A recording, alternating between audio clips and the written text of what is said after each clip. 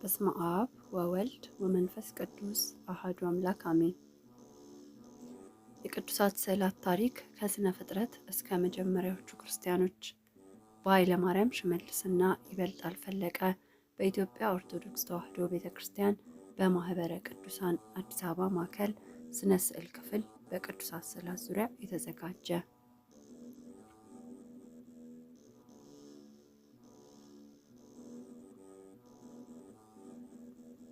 ስዕል በቁም መልክ፣ የመልክ ጥላ፣ ንድፍ፣ አምሳል፣ ንድፍ በውሃ በመጽሔት፣ በጥልፍ፣ በስፌት ወይም በቀለም፣ በወረቀት ገዝፎ ተጽፎ፣ ከደብር፣ ከእብን፣ ከእጽ፣ ከማዕድን ታንጦ፣ ተቀርጦ፣ ተሸልሞ፣ አጊጦ የሚታይ የሚዳሰስ ነገር ነው።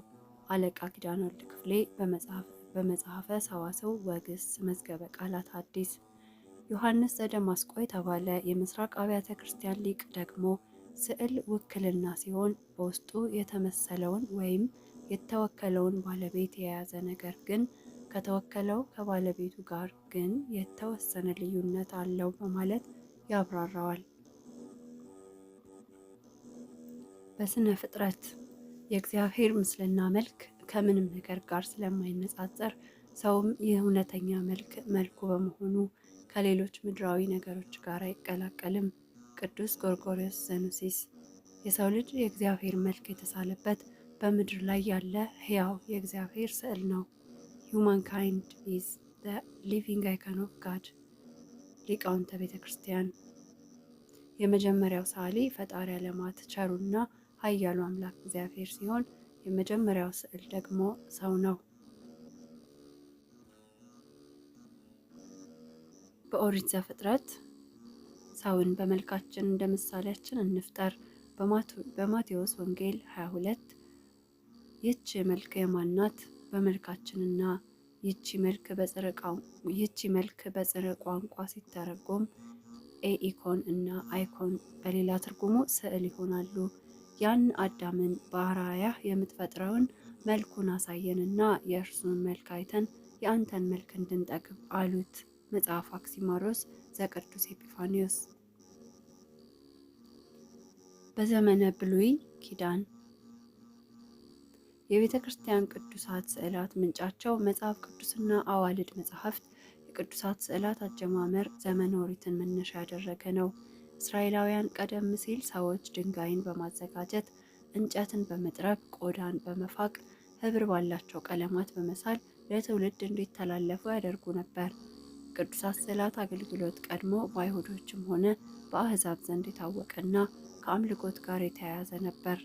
በቤተ አሕዛብ እንጨት ጠርቦ ድንጋይ አለዝቦ ማምለክ የተለመደ ነገር ነበር። እንዲያውም የሮም ነገስታት አማልክት ተብለው ከመመለካቸው በላይ ከሞቱ በኋላ ስዕላቸው በድንጋይና በእንጨት እየተቀረጸ መመለካቸውን ታሪክ ይመሰክራል። በክርስትና ትምህርት ይህ አምልኮ ጣዖት ነው።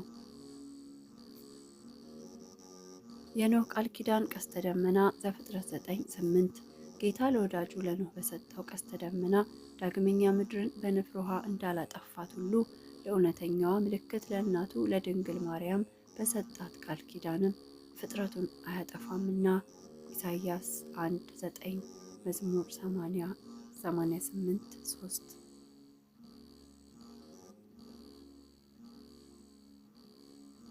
ልዑል እግዚአብሔር ለነቢዩ ሙሴ በታቦተ ሕጉ ላይ ስዕለ ኪሩብን እንዲህ ስላዘዘው ከስርየት መክደኛውም ጋር አንዱን ኪሩብ በአንድ ወገን ሁለተኛውንም ኪሩብ በሌላው ወገን አድርገህ በአንድ ላይ ትሰራዋለህ። ኪሩቤልም ክንፎቻቸውን ወደ ላይ ይዘረጋሉ፣ የስርየት መክደኛውንም በክንፎቻቸው ይሸፍናሉ፣ ፊታቸውም እርስ በርሱ ይተያያል። የኪሩቤል ፊቶቻቸው ወደ ስርየት መክደኛው ይመለከታሉ። ዘጸአት 25:19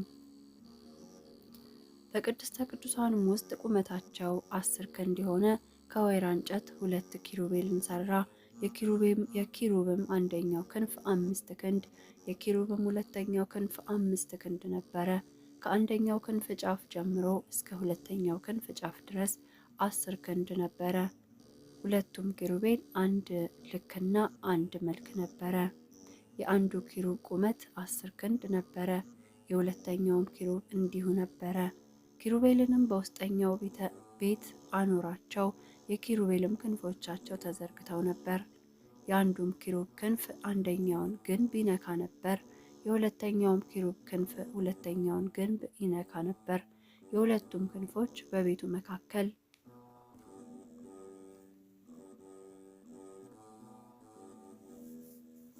እርስ በርሳቸው ይነካኩ ነበር። ኪሩቤልንም በወርቅ ለበጣቸው። በቤቱም ግንብ ሁሉ ዙሪያ በውስጥና በውጭ የኪሩቤልና የዘንባባ ዛፍ የፈነዳም አበባ ምስል ቀረጸ። አንደኛ ነገሥት 6:23።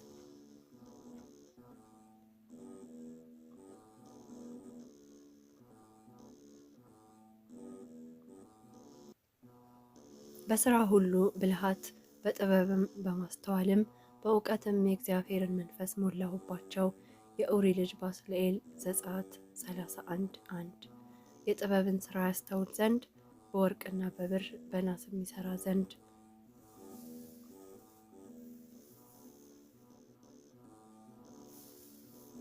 የአሂዳምኒክን ልጅ ኤልያብን ዘጸአት 31:6 ያዘዝኩህን ሁሉ ያደርጉ ዘንድ በልባቸው ጥበበኞች በሆኑት ሁሉ ጥበብን አኖርኩ። የመገናኛው ድንኳን የምስክሩም ታቦት። በትንቢተ ሕዝቅኤልም አንተም የሰው ልጅ ሆይ ጡቡን ወስደህ በፊት አኑራት፣ የኢየሩሳሌምንም ከተማ ስዕል ሳልባት ክበባት ይላል። ሕዝቅኤል 4:1 ሙሴ በዓላማ ላይ የሰቀለው የናስ እባብ። ሙሴም ስለ ሕዝቡ ጸለየ። እግዚአብሔርም ሙሴን እባብን ሰርተህ በዓላማ ላይ ስቀል፣ የተነደፈውም ሁሉ ሲያያት በሕይወት ይኖራል አለው። ሙሴም የናሱን እባብ ሰርቶ በዓላማ ላይ ሰቀለ። እባቡም የነደፈችው ሰው ሁሉ የናሱን እባብ ባየ ጊዜ ዳነ። ኦሪት ዘኍልቍ 21:8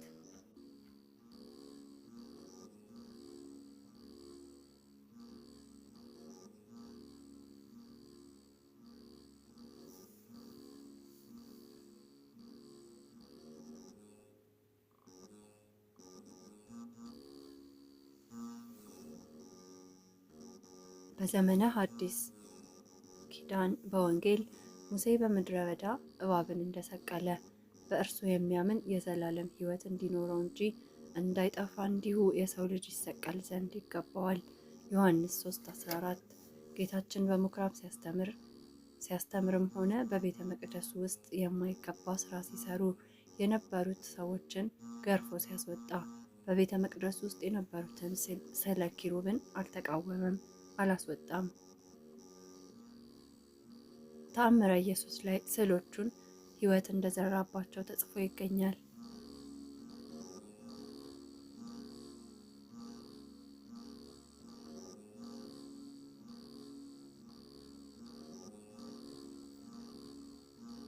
ሐዋርያት ሥራ 5:15 የቅዱስ ጴጥሮስ ጥላ ድውያንን እና በርኩሳን መናፍስት የተሰቃዩትን ይፈውስ ነበር።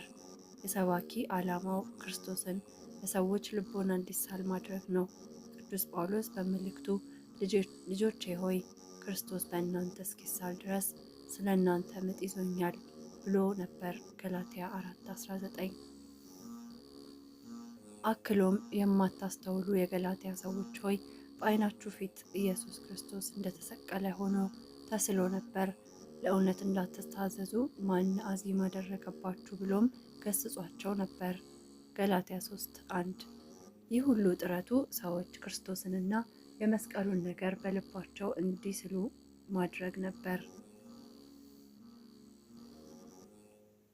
በትውፊታዊ መረጃዎች ለመጀመሪያ ጊዜ የጌታን ስዕል የሳለው ወንጌላዊው ቅዱስ ዮሐንስ ነው።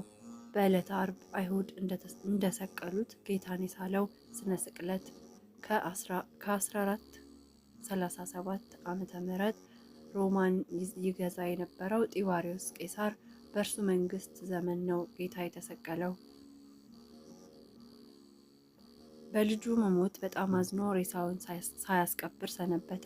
ከጥቂት ቀንም በኋላ ከጢባሪዮስ ቄሳር ምድራዊ ንጉሥ የተላከች ጦማር ወይም መልእክት ለጌታ ለኢየሱስ ክርስቶስ ትድረስ ብሎ ልጁን እንዲያስነሳለት የልመና ጽሑፍ ጽፎ ይህችን መልእክትና የልጁን ሬሳ ጎልጎታ ወይም የጌታ መቃብር ላይ እንዲያኖሩለት በተላኩት መሰረት ሲያደርጉ ሬሳው አፈፍ ብሎ ተነስቷል። ጢባሪዎስም ከደስታው ብዛት የተነሳ የጌታን ውለታ ለመክፈል የጌታን እናት አምጡልኝ ቢልም የድንግል ማርያም ክብር ሰማያዊ እንጂ ምድራዊ ስላልሆነ ስለተሰወረችባቸው ንጉሱ ተስፋ እንዳይቆርጥ ወንጌላዊ ቅዱስ ዮሐንስ በዕለተ ዓርብ በመስቀሉ ላይ እንዳየው አድርጎ ከለሜዳ አስታጥቆ ስሎታል። ጲላጦስ ለጢባሪዎስ ቄሳር ስለ ጌታ እና ስለ እመቤታችን የጻፈው ስዕላዊ መልእክት አቋሙና አካሉ ግርማ ያለው መልኩም አንጸባራቂና ጸጋ የተሞላበት በመሆኑ ማናቸውም የሚያየው ሁሉ ይወደዋል ይፈራዋልም። አንዳንድ ጊዜ ቀላ ያለው መልኩና መሀል ለመሀል ተከፍሎ የሚታየው ጽሕሙ የሚሰጠው ውበት ፍጹም ግምት የሌለው ነው።